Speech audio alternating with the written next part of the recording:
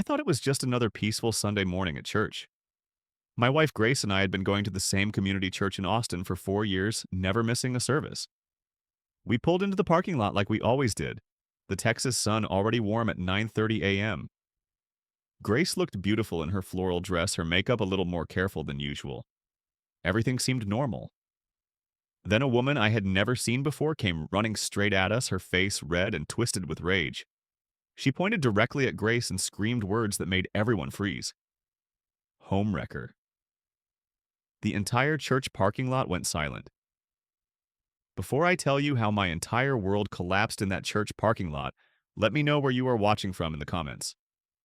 Hit that like button and subscribe, because what I discovered next will show you that sometimes the person screaming the truth is the one everyone thinks is crazy. Let me take you back to understand how perfect everything seemed before that Sunday. Grace and I had been married for 6 years. We met during our senior year at the University of Texas, fell in love over late-night study sessions and cheap pizza, and got married 2 years after graduation.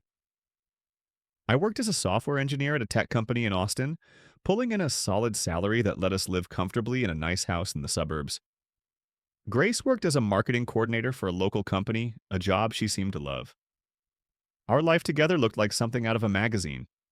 2 cars in the driveway, a well-maintained lawn, friends who envied our relationship. We did not have kids yet, but we talked about it sometimes, planning for a future that seemed bright and certain. Every Sunday morning we would wake up, have coffee together, and drive to church. It was our routine, our anchor. Grace was incredibly active in the church community, always volunteering for charity events, helping organize bake sales, and chatting warmly with everyone. People loved her. I loved her. Or at least I loved who I thought she was. That Sunday in March started like any other. The weather was beautiful, one of those perfect spring mornings that make you grateful to live in Texas. We parked in our usual spot near the main entrance. Grace checked her reflection in the visor mirror one more time, smoothing her hair. I remember thinking she looked especially put together that day, but I did not think anything of it. Why would I? We walked across the parking lot, greeting familiar faces, waving at the pastor who stood by the entrance, welcoming everyone. Then she appeared. A woman I had never seen before came sprinting toward us from the far end of the lot. She was maybe 35 years old, her hair disheveled, her face flushed with emotion. She was shaking, pointing a trembling finger directly at Grace. The words she screamed cut through the morning air like a knife. You home-wrecking witch. Stay away from my husband. The parking lot, which had been filled with cheerful Sunday morning chatter, went completely silent. Everyone turned to stare. I felt Grace go rigid beside me, her hand clutching my arm. I stepped in front of Grace, instinctively confused and protective. I thought this woman had made a mistake, that she had confused my wife with someone else. Ma'am, I think you have the wrong person, I said, trying to keep my voice calm. But the woman, her eyes wild with pain and anger, kept screaming. 2 years? 2 years she has been sleeping with my husband every Tuesday night. Ask her about Derek. Ask her where she was every Tuesday night. The security volunteers from the church started moving toward us. 2 men I recognized from the congregation gently took the woman by her arms, trying to lead her away. She fought against them, still yelling. Her voice cracked with emotion, raw and desperate. I turned to look at Grace. Her face had gone completely white. She was trembling, her eyes wide, but she would not look at me. She stared at the ground, her breath coming in short gasps. Grace, I said quietly. Who is she? Grace just shook her head, gripping my arm tighter. Let us just go home, please, she whispered. Her voice was shaking in a way I had never heard before. The pastor rushed over, apologizing profusely, saying they would handle the situation. Other church members were whispering, stealing glances at us. I could see the questions in their eyes, the judgment forming. The woman was finally pulled away, but her voice still echoed across the parking lot. Ask her about Derek Thompson. Ask her. My stomach twisted. Grace tugged at my sleeve. Please, Clint, let us just leave. I nodded numbly and we walked back to our car. The walk felt like miles. I could feel dozens of eyes on us, could hear the whispers starting. My hands shook as I unlocked the car. The drive home was silent. Grace sat in the passenger seat, staring out the window, her hands clasped tightly in her lap. I kept glancing at her, waiting for her to say something to explain, to laugh it off as some crazy misunderstanding. But she said nothing. The silence felt heavy, suffocating. When we pulled into our driveway, I finally spoke. Grace, who was that woman? She jumped slightly at my voice, then turned to me with wide eyes. I do not even know who that woman is, she said quickly.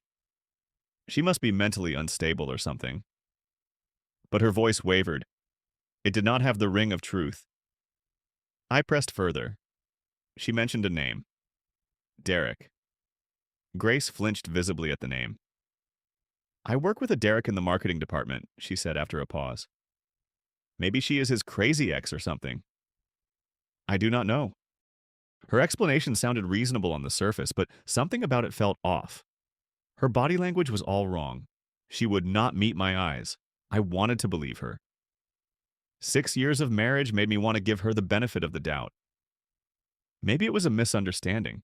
Maybe that woman was unstable. I nodded slowly and Grace seemed to relax slightly. She said she felt exhausted and wanted to rest. She went upstairs to our bedroom and closed the door. I stood in the kitchen, my mind racing. Tuesday nights. The woman had said every Tuesday night. I tried to remember. Had Grace been going out on Tuesday nights? I thought back over the past few months. Yes, she had. She often said she had late meetings or that she was meeting up with old college friends. I had never questioned it. Why would I? I trusted her completely. That afternoon, Grace said she needed to go out to buy groceries. She grabbed her phone quickly and left before I could offer to come with her. I watched her car pull out of the driveway, and for the first time in 6 years, I felt a cold knot of suspicion forming in my chest. That night, I could not sleep. Grace came home from her grocery run with only a few bags, barely enough to justify the 2-hour absence. She went to bed early, claiming a headache. I lay beside her in the dark, listening to her breathing, my mind spinning. At around 2 a.m., I gave up on sleep.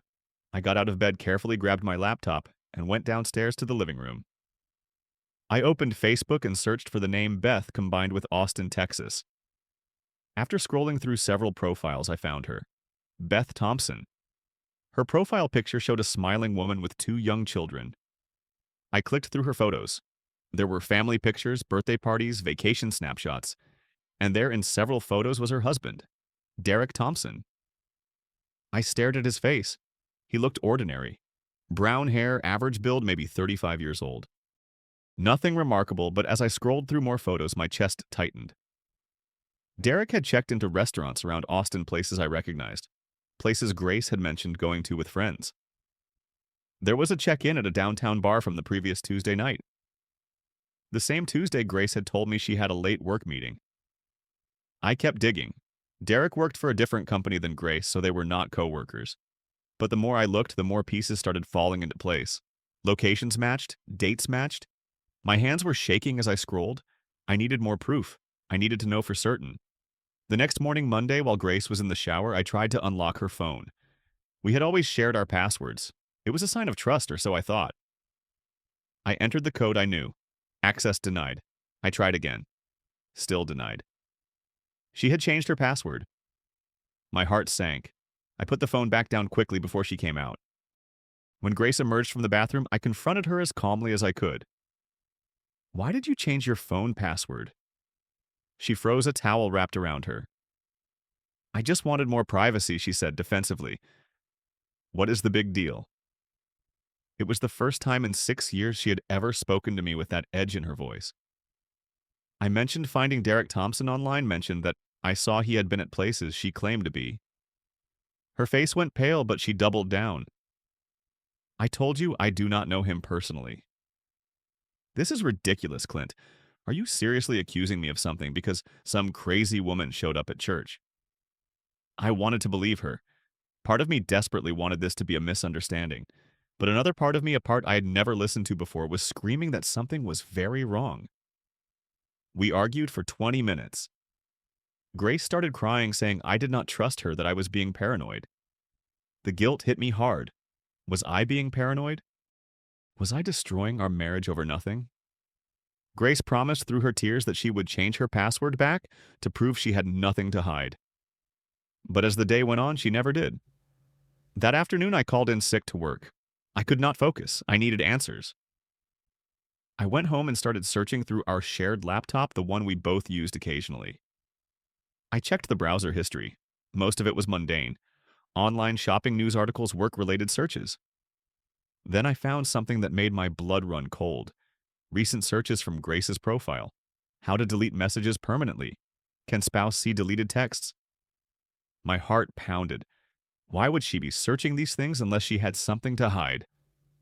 I sat frozen at the kitchen table staring at the screen. Then I remembered something. We had a shared iCloud family account.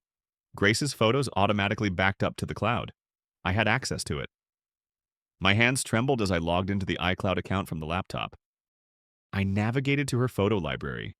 There were thousands of photos. I started scrolling, not sure what I was looking for. Pictures of us. Pictures of her at work events. Pictures of her with friends. Nothing unusual. Then I saw a folder labeled Work Events. I clicked on it. The first photo that loaded made me feel like I had been punched in the stomach. It was Grace sitting close to a man in a dimly lit restaurant. The man was Derek Thompson. I recognized him from Facebook. They were smiling at each other, their heads close together. I scrolled down. More photos, dozens of them. Grace and Derek at bars. Grace and Derek at a hotel restaurant. Grace and Derek in what was clearly a hotel room, her wearing a robe, him shirtless in the background. I clicked on one of the photos to check the metadata. It was taken a year and a half ago. I scrolled further. The oldest photo in the folder was from 2 years ago. 2 years. The woman at the church had been right. I kept scrolling, my vision blurring. There were recent photos, too. One from the week before showed them together at a downtown bar, the same bar Derek had checked into on Facebook. The same night, Grace told me she had a work meeting. I could not breathe. The room spun around me. I stumbled to the couch and sat down hard, the laptop still open in front of me. Every Tuesday night. Every time she said she was working late. Every time she said she was meeting friends. 2 years of lies. 2 years of her looking me in the eye and lying. I felt sick. I sat there for over an hour, just staring at the photos, my mind unable to process it all. Around 6 p.m., I heard Grace's car pull into the driveway. I had not moved from the couch. The laptop was still open in front of me, displaying the photos. I heard her keys in the door, heard her call out my name. "Clint, I am home." She walked into the living room, setting down her purse. Then she saw me sitting there. She saw the laptop screen. Her face went white. She froze in the doorway. 2 years, Grace," I said quietly. My voice sounded strange, hollow. 2 whole years. She opened her mouth, closed it, opened it again. No sound came out. I turned the laptop toward her so she could see the screen clearly. The photo showed her and Derek kissing in what looked like a hotel hallway. "I found them all," I said. "Every single photo." She started crying immediately, her hands going to her face. "Clint, I can explain," she sobbed. But what explanation could there possibly be? She sank to her knees in the doorway, crying so hard her whole body shook. "I am so sorry. I am so sorry. It was a mistake. I still love you." The words sounded hollow. "How is 2 years a mistake?" I asked. "How is hundreds of choices to betray me a mistake?" She could not answer. She just kept crying. I asked her the question I needed answered. "Does his wife know?" Grace looked up at me through her tears and shook her head. "No, she just found out." "That is why she came to the church. So Beth was telling the truth," I said. "And you looked me in the eye yesterday morning and lied to me again." Grace tried to come closer, reaching for me, but I stood up and stepped back. "Do not," I said. She collapsed on the floor, sobbing. I stood there looking at this woman I thought I knew and realized I had been living with a stranger. "Who are you?" I asked quietly. "I do not even know who you are." Grace tried to speak through her sobs, tried to explain that Derek was someone she met at a networking event 2 years ago, that it started as friendship and became something more, that she never meant for it to happen. But none of it mattered. None of it changed the fact that she had made a choice every single day for 2 years to betray me. I told her to pack a bag and leave. She begged me not to make her go, but I could not stand to be in the same house with her. I needed her gone. She finally went upstairs, still crying, and packed some clothes. She came back down 20 minutes later, her face red and swollen. Please, Clint.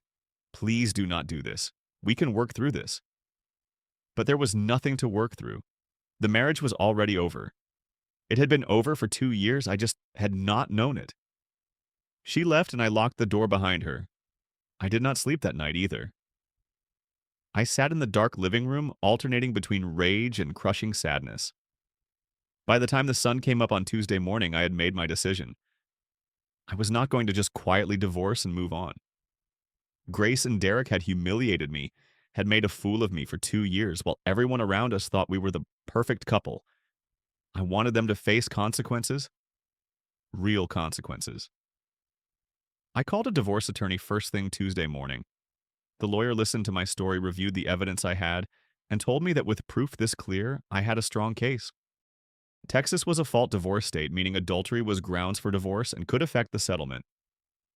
But that was not enough for me. I wanted more than just a divorce. I wanted the truth out there. I wanted everyone who had believed Grace's lies to know what she really was. Then I thought about Beth, that woman who everyone had dismissed as crazy at the church. She had been telling the truth and no one believed her. I needed to talk to her. I found her Facebook profile again and sent her a message. I told her who I was, that I had discovered the affair, and that I believed her. She responded within minutes. We agreed to meet at a coffee shop that afternoon. Beth arrived looking exhausted but determined. We sat across from each other, two people whose lives had been destroyed by the same two liars. She told me her side of the story. She had discovered Derek's affair about a month before the church incident. She found messages on his phone late one night. Derek initially denied everything, but when confronted with proof, he admitted it. He promised to end it, promised it meant nothing. But Beth did not believe him. She started following him, tracking his location. That is how she discovered Grace. When Beth learned that Grace attended church regularly, she decided to confront her there, hoping the public setting would force Grace to tell the truth. Instead, everyone assumed Beth was unstable. Church security removed her. Derek convinced people she was having a mental breakdown. Even Beth's own family questioned if she was overreacting. I am so sorry, I told her. You were telling the truth and no one listened. She gave me a sad smile. Now you know how it feels, she said. We talked for over 2 hours. Beth shared all the evidence she had. Text messages she had screenshotted from Derek's phone before he deleted them. Emails, hotel booking confirmations, credit card statements showing charges at restaurants and hotels. I shared the photos I had found, the timeline I had built. Together we had an overwhelming amount of proof, and together we decided what to do with it. Our plan was simple but devastating. We would compile all the evidence into one comprehensive document and send it to everyone who mattered. Family members, friends, church leadership, their employers. We would make sure that Derek and Grace could not spin.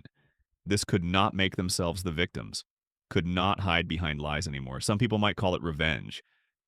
I called it justice. I called it burning it all down so they could not hide in the shadows anymore. We spent the next 3 days preparing. Beth and I met several times, organizing everything into a clear timeline with supporting evidence. We wrote a straightforward email explaining the situation, attaching photos with faces partially obscured for legal protection, but still recognizable, including the timeline, the messages, the receipts, everything. We made a list of recipients, the pastor and church board members, Grace's boss and HR department, Derek's boss and HR department, our families, our mutual friends, everyone who had been part of the lie even unknowingly. On Friday morning, Beth and I sat in that same coffee shop with our laptops. We had both reviewed the email one final time. It was factual, not emotional. It simply laid out the truth with evidence. "Are you ready?" Beth asked me. I nodded. "We are burning it all down," I said. She smiled grimly. "Good. They deserve it." At exactly 9 a.m., we both hit send. The email went out to over 50 people simultaneously. Within an hour, my phone started ringing. Text messages flooded in. Voicemails piled up. Some people were supportive, horrified by what Grace had done. Some were shocked, unable to believe it. Some did not respond at all, unsure how to react. But the message was out there. The truth was out there. There was no taking it back, no spinning it, no hiding from it anymore. The church responded first. The pastor called me personally expressing his shock and disappointment. He said that while he believed in forgiveness, there would be consequences. Both Grace and Derek would be asked to step down from any leadership or volunteer positions. They would not be welcome in the same capacity as before. Grace's employer called her in for a meeting with HR. Lying about business trips and work meetings to conduct an affair raised serious questions about her integrity and judgment. Derek faced similar scrutiny at his job. Our families reacted differently. My parents were supportive, angry on my behalf, ready to help, however they could.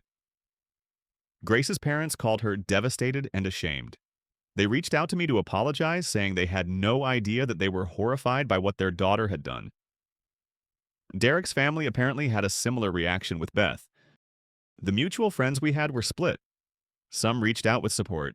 Others stayed silent, probably unsure whose side to take or wanting to avoid the drama altogether.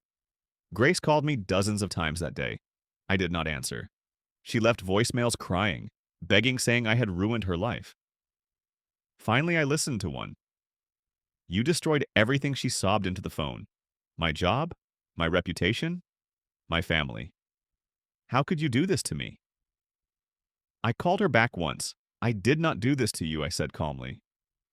"You did this to yourself 2 years ago. Every choice you made led to this moment. I just made sure people knew the truth." Then I blocked her number. Derek tried to reach out too, but I blocked him immediately. According to Beth, Derek tried to blame her for everything, saying she had blown things out of proportion, that the affair was not as serious as it looked. But the evidence spoke for itself. Beth filed for divorce within the week.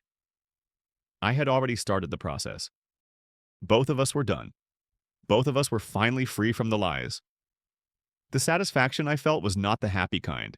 It was more like relief, like finally being able to breathe after being underwater for too long. I had exposed the truth. I had made sure that Grace and Derek could not just move on without consequences, could not paint themselves as victims, could not lie their way out of what they had done. They had destroyed their own lives with their choices. I had just made sure everyone else knew about it. The divorce was finalized 3 months later. With the evidence I had, Grace did not even try to fight it. She knew she had no ground to stand on. The settlement was fair, though I made sure I kept the house and most of our shared assets. Grace had already moved out, staying with a friend, while she tried to rebuild her shattered reputation. She ended up leaving her job, the environment there too toxic, after everyone learned what she had done. Her social circle shrank dramatically. People who had once admired her now wanted nothing to do with her. Derek and Beth's divorce also went through quickly. Beth got primary custody of their 2 kids. Derek lost his job about a month after everything came out. Apparently, his affair had affected his work performance, and the company decided they did not want someone with such poor judgment in a leadership position. He tried to continue his relationship with Grace, but according to mutual acquaintances, that fell apart too. Grace blamed Derek for everything falling apart. Derek blamed Grace. Their relationship, built on lies and betrayal, could not survive being exposed to the light. As for me, those first few months were hard. Really hard. I felt empty. Yes, I had gotten justice.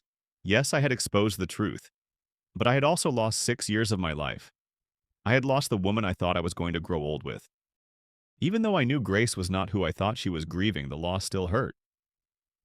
Some days I felt strong and vindicated. Other days I felt hollow and wondered if burning it all down had been worth it.